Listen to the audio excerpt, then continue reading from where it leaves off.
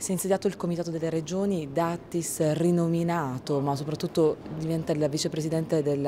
Partito Popolare Europeo, ma quali possono essere i vantaggi per il territorio ad avere un membro, qui l'unico membro pugliese?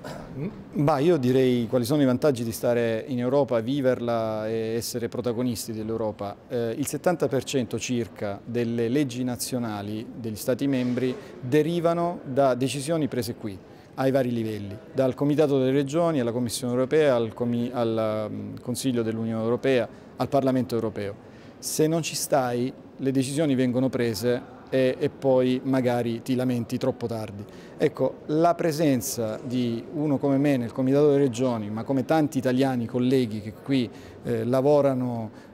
a difesa delle regioni, dei comuni e delle province d'Europa, ma in particolare quelle italiane, serve appunto a questo. Se questo lavoro poi viene coordinato con il lavoro che fanno i parlamentari europei e fa poi il governo italiano e le regioni, come nel nostro caso quella pugliese, e i nostri comuni, come nel nostro caso quello di Brindisi, tutto questo diventa più facile, cioè possiamo immaginare che quando esce una direttiva noi sappiamo già in che senso andrà perché abbiamo partecipato attivamente alla formazione di quella legge. I cittadini si sentono ancora però molto lontani dall'Europa, lo abbiamo visto anche con le ultime elezioni europee, ma anche il governo italiano rispetto all'Europa.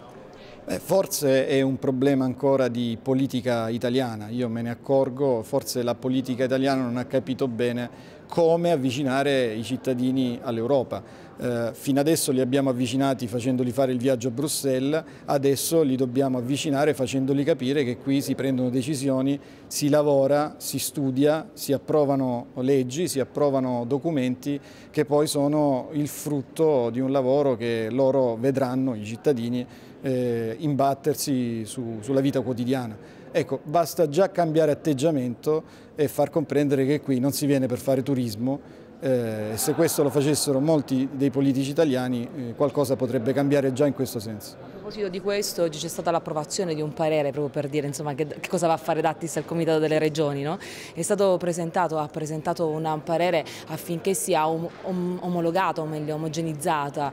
la norma sulla sicurezza e la salute del lavoro a livello europeo affinché ogni azienda non vada insomma, dalla sua parte. Sì, la Commissione Europea ha iniziato una nuova strategia su questo per i prossimi anni 2014-2020 rispetto al quadro strategico appunto salute e sicurezza sul lavoro.